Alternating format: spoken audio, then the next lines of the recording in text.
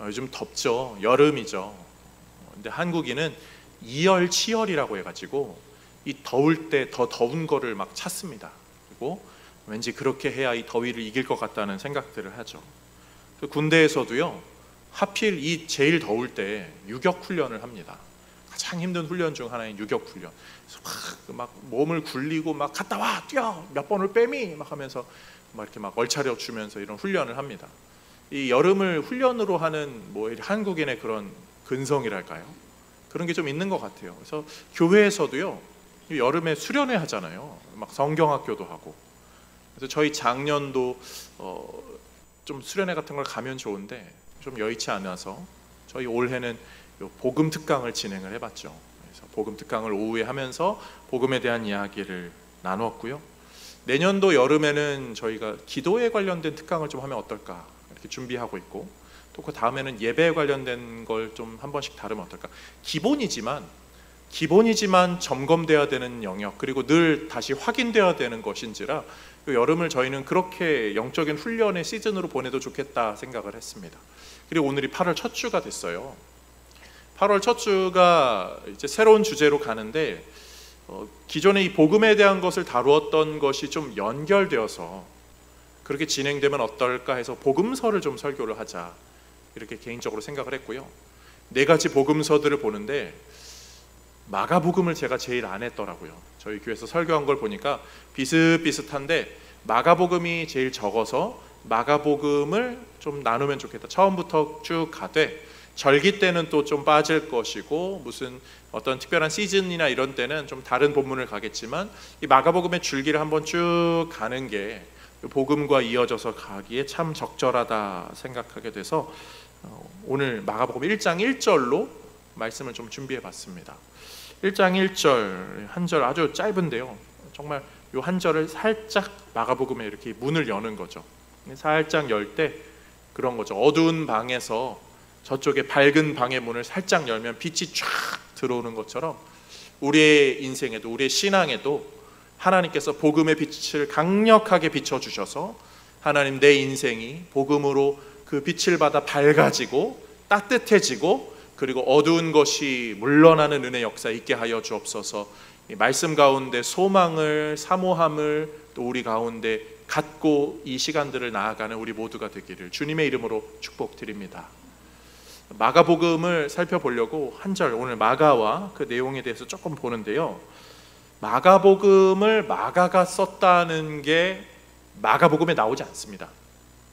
그러니까 마가는 제가 마가인데요 편지를 쓰겠습니다 라고 쓰지 않아요. 왜 그럴까요? 1번은 가장 중요한 이유는 위험하기 때문이죠. 막 로마의 시대 속에서 마가가 썼다고 하면 이 마가 누구야? 잡아들여. 그 감은 누구야? 뭐 삼족을 멸해. 막 이런 일이 벌어질까 봐 이름을 함부로 쓰지 않아요. 그리고 또 하나 이유가 있다면 자기 이름을 드러내고자 하는 그런 욕심을 내버리는 거죠. 자기는 예수 이름만 드러내면 됩니다. 이 마음이 있는 거고, 또 하나 있다면 굳이 마가라고 쓰지 않아도 이게 마가의 편지인 걸 다 알기 때문이죠. 이미 초대교회 성도들 안에는 이 마가의 편지라는 인식이 가득 자리 잡혀져 있는지라 굳이 뭐 마가의 편지라고 마가 이름을 넣을 필요가 없습니다. 우리나라도 마찬가지죠. 우리나라 오늘 예준이가 왔으니까 집 떠나가 열차 타고 뭐 이거 분명히 들었을 텐데 딱 이 노래 들으면 누가 생각나죠? 김광석이 생각나죠. 그 노래에 김광석 이렇게 안 나잖아요. 그렇지만 다 알거든요. 그런 것처럼 요 마가복음에도 이 마가가 쓴 것이라는 것 모든 성도들이 알고 있습니다. 이 4개의 복음서, 마태, 마가, 누가, 요한 복음이잖아요. 제일 먼저 쓰여진 성경이 어떤 성경일까요? 마가복음이거든요. 학자들의 연구의 결과에 따르면 마가복음이 가장 먼저 쓰여졌어요. 뭐 이거 복잡하게 다 알 필요는 없어요. 그런데 왜 마가복음이 제일 먼저 쓰여졌을까요? 마태 누구죠? 예수님의 제자. 요한 누구죠? 예수님의 제자. 누가 누구죠? 사도 바울과 같이 막 선교 사역 했던 사람. 마가 누구죠? 잘 모르는 사람. 그 요즘 젊은 사람들 말로 하면 듣보죠. 듣보. 듣도 보도 못한 사람. 그런데 이 마가가 가장 먼저 이 복음서를 기록합니다. 별거 아닌 사람이 가장 귀한 역할을 감당한 아주 이 특별한 지점이 이 마가복음이 먼저 쓰여졌다는 데 있습니다. 이게 하나님의 방법이죠. 고린도전서에 그 말씀 나오잖아요. 1장 27절. 세상의 약한 것들을 택하사 강한 것들을 부끄럽게 하신다. 하나님은 별 볼 일 없는 인생도 들어서 하나님의 귀한 역사로 사용하시는 분. 그래서 이 마가가 그렇게 쓰임을 받은 거죠. 이 은혜가, 이 주제가 우리 신앙생활 전반에 있기를 원합니다. 하나님, 저 아무것도 아닌 사람이에요. 저는 무슨 장로급 아니고 목사급 아니고 무슨 권사급도 아닙니다. 그렇지만 저 정말 이런 자격 없는데 하나님께서 나를 선택해 주셔서 내가 이 귀한 직무를 감당합니다. 이 은혜의 사역을 감당합니다. 내 삶이 하나님의 그렇게 영광으로 쓰여집니다. 이 은혜의 소망과 고백이 동시에 우리 모두 안에 있기를 주님의 이름으로 축복드립니다. 그런 면에서 오늘 세 가지 내용을 살펴보면서 하나님은 어떻게 일하시는가, 요 마가복음 1장 1절의 말씀, 또 마가라는 인물을 탐구하면서 살펴보겠습니다. 첫 번째로요, 하나님은 겁쟁이를 사용하시는 분이에요. 겁쟁이. 마가복음에 등장하는 아주 독특한 이야기가 하나 있습니다. 다른 복음서에는 없는, 마가복음에만 등장하는 마가복음 14장 51절에서 52절 말씀. 한 청년이 벗은 몸에 배 혼니부를 두르고 예수를 따라가다가 무리에게 잡힘에 배 혼니부를 버리고 벗은 몸으로 도망하니라. 아멘. 이거 누구 이야기일까요? 이거 마가 이야기거든요. 마가가 누가 도망한 이야기 이렇게 썼으면 그 도망한 사람 어떤 기분일까요? 너가 썼지, 이거 되잖아요. 함부로 남의 이야기 그렇게 쓸 수 없어요. 이 시험 드는 일이에요. 그런데 이거 마가가 자기의 이야기라 쓴 거거든요. 자기의 자전적인, 나 그렇게 도망가던 사람이야, 나 그렇게 부끄러움 많은 사람, 나 그렇게 겁쟁이였어. 그런데 그 마가가 변한 거죠. 그래서 오늘 복음서를 쓰는 거예요. 1장 1절 말씀 어떻게 시작하고 있습니까? 하나님의 아들 예수 그리스도의 복음의 시작이라. 딱 첫 문장부터 사실 굉장히 강력하거든요. 제가 노란 글씨로 시작이라고 해놨는데요, 이 시작이라는 단어가 아르케라는 단어, 지난주 설교에도 조금 나왔어요. 바울이 밀레도에서 사역할 때 에베소 장로님들과 만났다. 이 밀레도라는 도시가 밀레토스 학파의 아주 시작점이 되는 거고, 탈레스라는 고대 그리스 철학자가 세상의 근원, 세상의 아르케가 무엇일까? 이것으로 굉장히 깊은 철학을 하였고, 그 사고로 아주 그 당시에 양대산맥과 같은 학파, 밀레토스 학파는 아르케에 대한 탐구가 굉장히 컸어요. 그런데 마가가 당당하게 아르케 땅 찍는 거죠. 철학자들에게 당당하게 아르케를 이야기하자는 거죠. 그리고 다시 1장 1절 보면요, 이렇게 말해요. 하나님의 아들 예수 그리스도 복음 시작, 딱 요 단어 쓰거든요. 그런데 순번이 거꾸로 해요. 한글 번역은 저렇게 해야 자연스럽지만 원어에는 시작, 복음, 좋은 소식, 그게 뭐냐? 예수는 그리스도, 예수는 구원자시다. 그리고 그분은 하나님의 아들이시다. 시작이라는 단어는 아르케, 철학자들한테 정면으로 반박하는 거예요. 이게 진짜 시작이다.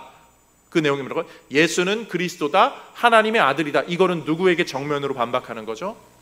유대인들에게.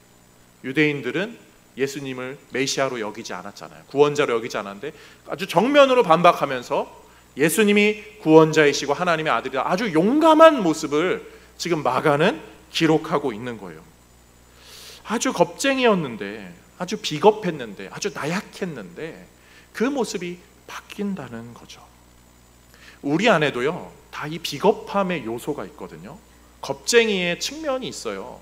문제 만나면요, 문제 뒤로 미룹니다. 우리 남자분들 그러잖아요. 집안일, 여보 방 좀 치워. 알았어. 자꾸 미루잖아요. 이게 우리의 본성이거든요. 어떤 큰 문제, 심각한 문제를 만날수록 우리는 숨어버리려고 하고, 혼자만의 시간을 가지려고 하고, 잠깐 떠나려고 하는, 미루고자 하는 거, 이게 우리의 본성이거든요. 이 겁쟁이 나약한 모습이죠. 그런데 하나님은 그 사람을 바꾸신다는 거예요. 은혜로 바꿔서 귀한 일에 쓰신다는 거죠. 사람이 보기에는 야, 저 사람 못 쓸 거야, 아유 저런 근성 가지고 뭘 해 라고 할지 몰라도 하나님의 은혜에 붙들리면 새로운 사람이 되는 줄로 믿습니다. 마가만 그러지 않죠. 대표적인 베드로도 그랬잖아요. 예수님을 3번 부인한 사람, 예수님을 3번 부인한 이 베드로, 아마 부끄러운 사람이었을 것 같은데 그가 얼마나 나중에 용감한 사람으로 바뀝니까? 복음을 막 가서 전해요. 수천 명 앞에 가서도 복음을 당당하게 말할 수 있는 사람 베드로였습니다. 그가 훗날 자신이 순교당할 때 뭐라고 말하죠? 나는 십자가에 못 박히는 게 예수님처럼 하면은 난 예수님 수준도 안 되기 때문에 거꾸로 매달라서 거꾸로 십자가에 매달라 순교한 사람이 베드로였습니다. 그 도망가는 사람, 그 부인하는 사람, 그 겁쟁이도 바뀌어진다는 거죠. 하나님은요 그러셔요.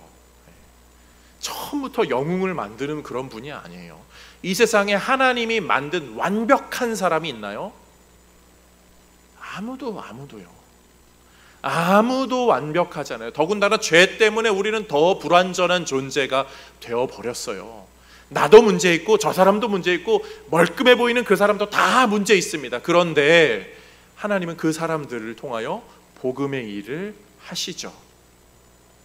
세상 사람들은요 영웅을 되게 좋아하거든요. 아이들 보세요. 맨날 헐크, 아이언맨, 어벤져스 막 엄청 좋아하는데 어른들 이렇게 보세요.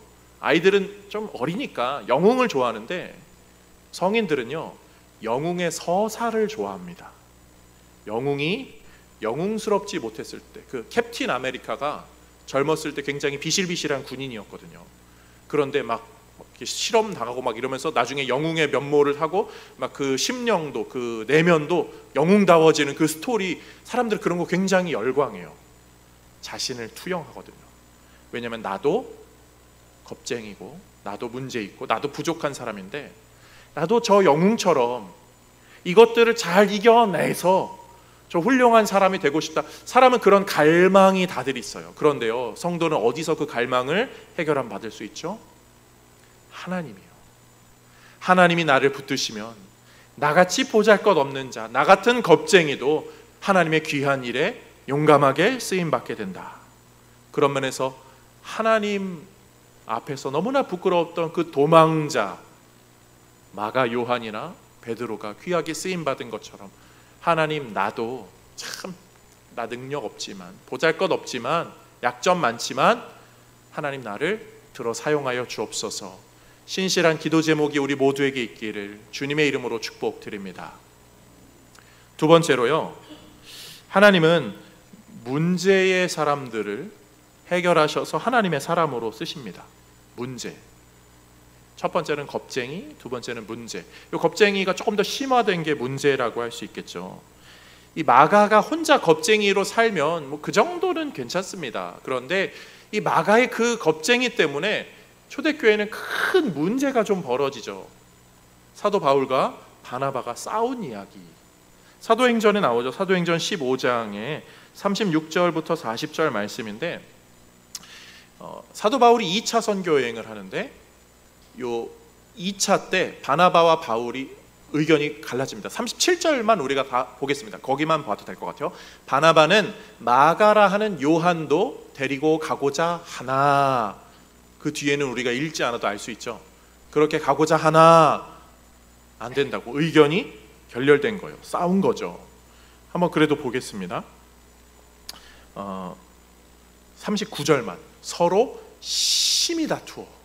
그냥 다투었다가 아니에요. 심히 다투어. 바울과 바나바가 심하게 다툽니다. 심하게. 바울과 바나바가 어떤 사람이냐면요, 사도행전에 이렇게 나와요. 4장 36절 구브로에서 난 레위족 사람이 있으니 바나바라, 번역하면 위로의 아들이라. 인격이 아주 저 그냥 하늘 끝에 닿은 사람이에요. 사람들에게 평판이 엄청 좋은 사람이에요. 그리고 하나 더 37절 그가 밭이 있음에 팔아. 주머니 털어서 남 도와줄 줄 아는 그런 엄청난 사람이죠. 그리고 그 사람한테 큰 도움받은 사람이 사도 바울이거든요. 바울이 다메섹에서 예수님 만나고 칩거의 생활을 할 때 바나바가 찾아가서 바울을 세웁니다. 그리고 초대교회 자기 동료들 죽이던 그 바울을 탐탁치 않게 여겼던 사람들 다 이렇게 설명하고 납득시켜서 바울을 사역자로 세워요. 그 역할을 한 사람이 바나바입니다. 그런데 그 둘이 싸운 거예요. 이게 쉽지 않거든요. 저를 귀하게 세워준 목사님이 한 분 계시다고 생각해 보세요. 근데 그 목사님이 박 목사 어느 날 전해서 박 목사 이것 좀 해줘 라고 하면 저 같은 까마득한 후배는 예 목사님 그러시죠. 이게 기본 예의거든요. 그런데 아 목사님 안 될 일이죠. 그게 무슨 말입니까? 절대 안 돼요. 굉장히 무례한 거일 수 있거든요.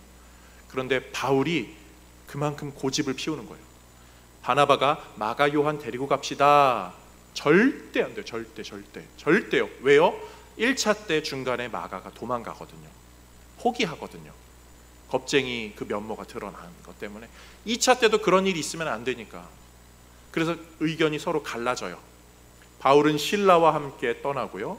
바나바는 마가와 함께 사역을 하게 되죠. 근데 바울이 2차 선교 여행 때 어떤 일이 벌어지죠? 성령이 그들에게 일러주셔서 아시아에서 유럽으로 건너가게 돼요. 복음의 사역이 엄청 커집니다. 그리고 41절 말씀을 보면 수리아와 길리기아로 다니며 교회들을 견고하게 하니라. 바울과 실라의 사역이 어마어마하게 잘 됐어요. 중요하게. 그리고 아주 흥왕하고 성령께서 역사하실 정도로. 이렇게 되면은 초대교회에는 그런 일이 있는 거죠. 야, 역시 바울이 오라. 만약에 바울이 마가 요한과 같이 갔었으면 저렇게 못했을 거야. 그 이야기를 쭉 퍼져가고 있을 때 가장 부끄러운 사람이 누구예요? 마가 요한이죠.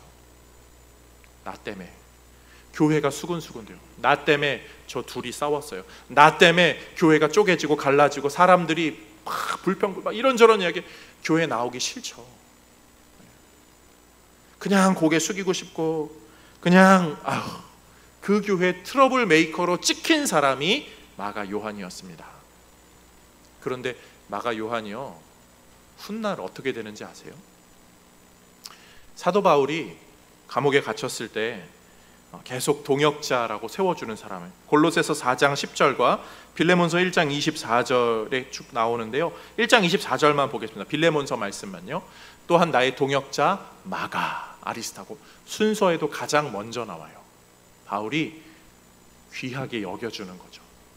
시간이 흘러서 마가의 그런 면모는 이제는 문제가 되지 않고 이제는 너무나 귀한 동역자라고 하는 거예요. 바울이 디모데에게도 그런 부탁을 하거든요. 디모데후서 4장 11절 말씀 함께 볼까요? 내가 올 때에 마가를 데리고 오라. 바울이 디모데에게 쓴 편지입니다. 디모데는 에베소에 있고요. 에베소에는 사도 요한이 같이 있어요. 거기에 마가도 같이 있던 거죠. 그러니까 요한, 디모데, 마가 다 같이 사역을 잘 하는 거예요. 심지어 나중에는요, 이 베드로도 마가 요한을 이야기하거든요. 베드로 전서 5장 13절 말씀 볼게요. 그 다음 구절인데 나오나요? 없어요? 괜찮습니다. 베드로전서 5장 13절에 택하심을 받은 함께 받은 바벨론에 있는 교회가 너희에게 문안하고 내 아들 마가도 그리하니라. 아멘. 베드로도 마가를 아들이라고 말할 정도로. 그러니까 마가는요, 트러블 메이커로 찍혔어요. 그렇지만 얼굴을 들 수 없고 고개가 숙여지게 되고 얼굴이 빨개지는 그런 시간들을요, 교회에서 견딘 거예요. 문제가 있는데 그 문제가 또 나 때문에 일어난 일인데, 우리 현대의 신앙인들이 가지고 있는 아주 안 좋은 병폐가 뭐죠? 문제가 생기면 혼자 휴식기를 갖는다는 거예요. 혼자 숨어버리는 거죠. 혼자 훌쩍 떠나는 거예요. 이게 인간적으로는 괜찮은 방법으로 여겨지지만 그렇게 해서 많은 분들이 다시 그 자리로 못 따라오는 경우들이 있습니다. 아니에요. 그런데 신앙인은요, 문제가 생겼어도요, 그것 때문에 더 주님 앞에 나와야 되고요. 교회는요, 그 사람 때문에 문제가 생겼으면 그 사람이 더 와서 품어짐을 당하기를 기도해 줘야 돼요.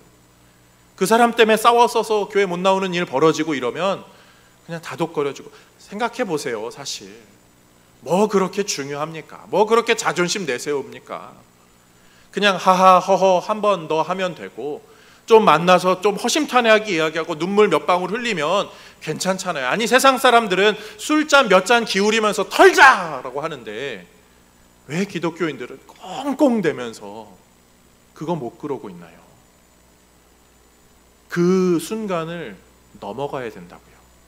그래서 성도는요, 견딤을 선택해야 돼요. 힘들고 어려워도 그 자리에 견디는 그 순간들을 훈련받아야 돼요. 그때 하나님이 더 강한 역사로 그 사람뿐 아니라 교회에 역사하시죠. 마가는 그래서 트러블 메이커, 문제의 중심에 있는 사람이었을지 몰라도 나중에는 화해의 아이콘이 된 거예요. 사역의 아이콘이 된 거고, 복음의 가장 선두에 서는 아이콘이 된 거죠. 그는 예수 복음으로 변화하여서 가장 부끄러운 사람일지 모르겠지만 자기의 이름을 내걸면서 편지를 쓰는 거예요. 나 같은 사람도 복음으로 변화하여서 이렇게 여러분에게 이 귀한 소식을 전합니다. 그래서 마가복음은 가장 짧지만 십자가의 이야기가 가장 진하게 응축되어 있는 성경이에요. 사랑하는 성도님들, 우리는 어떤가요? 좀 문제도 있고 트러블도 있을 수 있거든요. 그렇지만 그것 때문에 주님과 더 멀어지고, 그것 때문에 사람들과 더 멀어지고, 그것 때문에 교회와 더 멀어지는 것이 아니라 같이 견뎌주면서, 같이 손잡고 같이 기도해주고 같이 눈물 흘려주면서 더 나은 공동체, 하나님이 더 원하시는 신앙 공동체, 또 그런 우리의 깊은 신앙의 수준으로 도달하는 우리 모두가 되기를 주님의 이름으로 축복드립니다. 마지막 세 번째로요, 하나님은 잠재력으로 일하신다는 것을 좀 기억하시면 좋겠어요. 오늘 첫 번째 대지가 문제였습니다. 문제. 두 번째가 뭐였죠? 기억이 안 나시죠?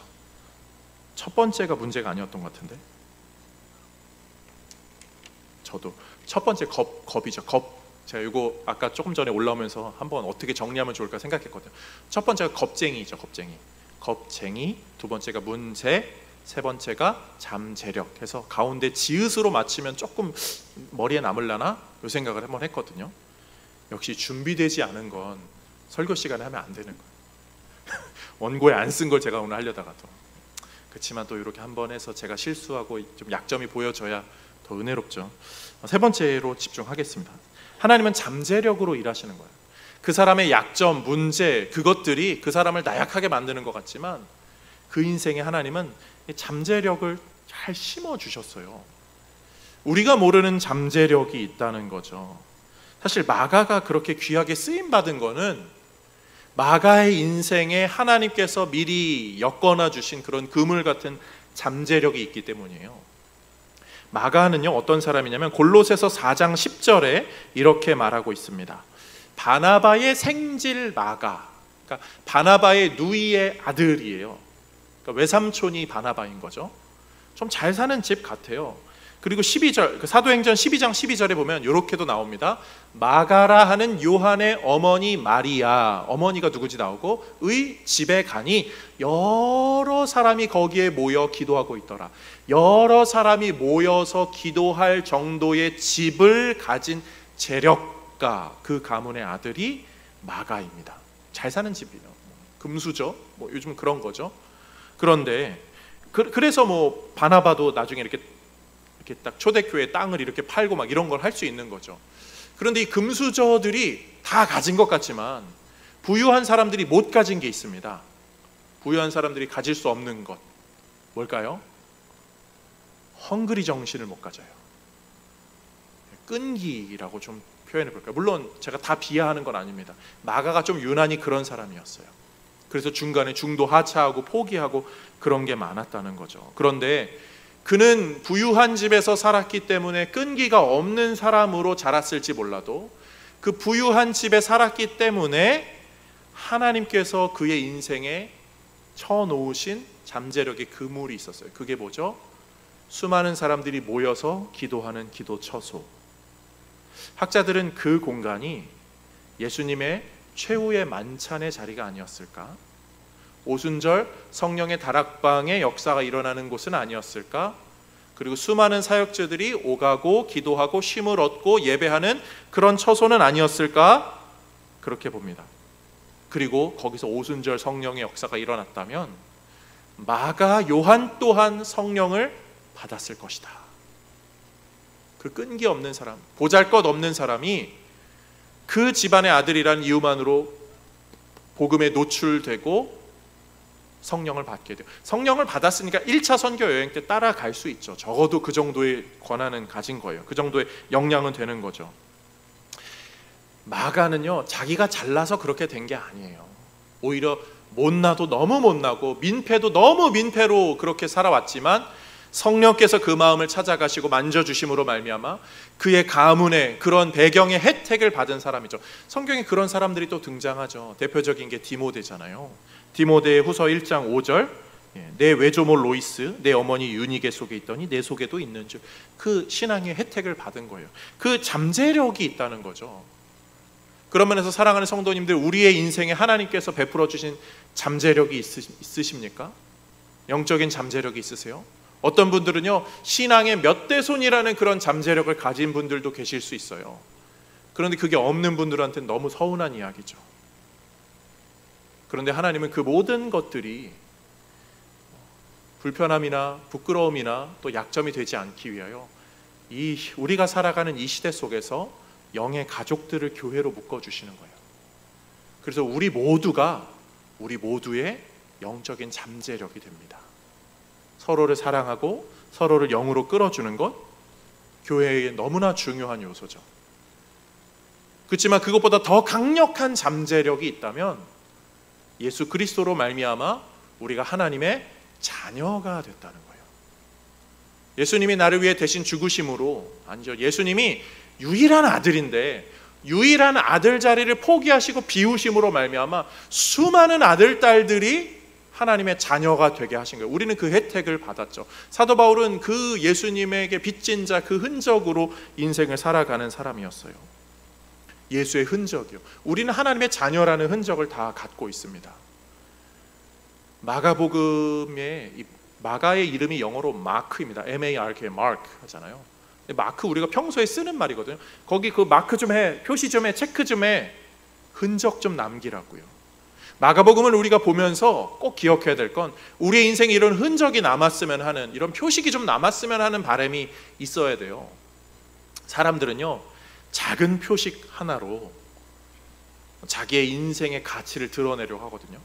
뭐 그런 거죠. 요즘 몇 시지 막 이런 거 있잖아요. 좋은 시계 산 사람들이 아우 팔목이 무겁네 막 그런 사람들 있잖아요. 이거 하나 산 게 내 가치를 막 드러낸다고. 어떤 분들은 뭐 그런 거죠. 나 이 가방 이거 하나, 나 이런 거 들고 다니는 사람이야. 네. 그 표식 하나가 그 사람의 가치를 매긴다고 여겨요. 그래서 옛날에 광고 중에도 그거 있었죠. 요즘 잘 지내는 친구의 말에 이렇게 주머니 손 넣고 삑삑 뭐 무슨 차로 대답했습니다. 그거 있잖아요. 뭐 어떤 표식을 내가 갖고 있느냐가 내 가치를 결정짓는다라고 생각해요. 틀린 말인가요? 맞는 말이거든요. 아이들은요, 좋은 장난감 하나 가지면 그게 자기의 가치를 높여요. 청소년들은요, 좋은 브랜드 옷 하나 딱 입으면 그게 자신의 가치를 높입니다. 그래서 맨날 청소년들이 수십만 원, 수백만 원짜리 그 등골 빼먹는 부모님들의 그죠. 엄마 나 이거 사줘, 이 신발 사줘, 이 옷 사줘 막 하잖아요. 그게 자신의 가치를 드러낸다고요. 청년이 되면은 그것에 억눌렸던 감정이 어떻게 표출됩니까? 명품을 향하죠. 남자는 막 자동차를 향하고 막 그런 오토바이 막 이런 걸 막 향하죠. 무슨 기계를 향하고요. 장년이 되고 결혼을 하면 좋은 집, 이 표식으로 자신의 가치를 드러내려고 합니다. 그리고 그 표식이 있어야만 하는 것 같아요. 그런데 사랑하는 성도님들, 우리는요, 그 세상의 표식이 중요하지 않아요. 세상의 표식은요, 썩어져요. 금방 없어져요. 그거 뭐 얼마나 기뻐한다고. 뭐 새로운 새거 핸드폰 새거 산 사람들 그 기쁨이 얼마나 갑니까? 몇 주 지나면 신제품 또 나오면 또 저거 사고 싶고 그렇거든요. 그런데 우리에게는요, 예수 그리스도라는 십자가의 표식이 우리의 심령에 새겨진 거죠. 부끄러운 자, 연약한 자를 다 바꿔주시는 하나님의 놀라운 능력. 사도 바울은 능력이라고 하고 요한은 사랑이라고 하잖아요. 해리포터 영화 보면 해리포터 주인공 여기에 딱 그 번개 마크가 있거든요. 이게 무슨 표식이죠? 그가 해리 포터라는 표시, 그리고 그가 어머니의 그 희생적인 사랑을 받았다는 표시, 그리고 나중에 그 여기에 마법이 담겨 있어가지고 보호받거든요. 능력의 보호를 받고 있다는 표시. 우리에게 예수의 표식도 마찬가지죠. 하나님의 사랑받는 자녀. 나는 연약하고 나는 능력 없어도 하나님의 강함이 나에게 연결되어 있다는 것, 그리고 그분이 나의 잠재력이 되어서 내가 행하지 못하는, 할 수 없는 그 어떤 일도 하나님은 나를 위해서 행해 주신다는 거예요. 다른 세상의 표식이 없어도 나는 예수로 만족합니다. 그분이 나의 강함이 되시기 때문이죠. 사랑하는 성도님들, 마가복음 말씀을 보시면서요, 또 우리 8월 한 달의 삶을 보면서, 또 아니 우리의 지나온 인생들을 보면서 나는 무슨 표식을 갖기 위해 그렇게 애썼나? 나는 예수의 표식을 마음에 잘 새기고 있나? 점검하며 하나님이 원하는 약함이 강함이 되는 성도, 겁쟁이가 용감함이 되는 성도, 문제가 사라져서 오히려 귀감이 되는, 모델이 되는 귀한 성도, 그런 은혜 인생들 다 되실 수 있기를 주님의 이름으로 축복드립니다.